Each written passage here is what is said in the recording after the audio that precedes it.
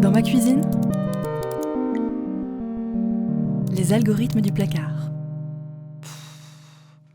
Plus de place dans les placards? Devoir ranger efficacement, c'est un besoin qu'on rencontre souvent dans la vie courante, mais aussi en informatique. On parle alors de problème de bin packing. Pour le résoudre, on va imaginer un algorithme, c'est-à-dire une méthode automatique avec une suite d'étapes à respecter. Pour bien comprendre, on va simplifier. Les 8 articles que nous allons ranger peuvent être représentés par des rectangles, tous de la même largeur. Leur hauteur correspond à leur volume, qui est la seule donnée qu'on prend en compte.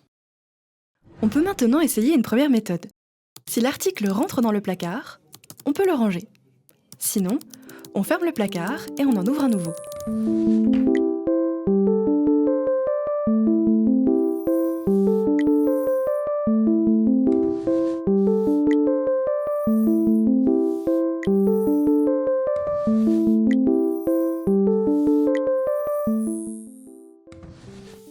Et voilà, on vient d'appliquer l'algorithme NextFit, avec lequel on a pu tout ranger dans 5 placards. Ça ne m'aide vraiment pas du tout avec mes 4 placards. Il doit bien y avoir d'autres solutions pour ranger mes courses. Imaginons que je ne referme pas mes placards. Dans ce cas, si l'article rentre dans plusieurs placards, je le mets là où il y a le moins de place. S'il ne rentre nulle part, j'en ouvre un nouveau.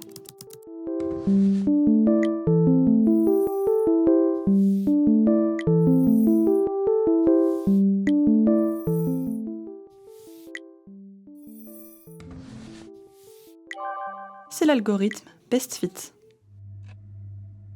Trop bien, ça a marché. Depuis le début, on a pris les articles un par un, dans l'ordre dans lequel ils arrivent. On a fait face à des problèmes dits inline.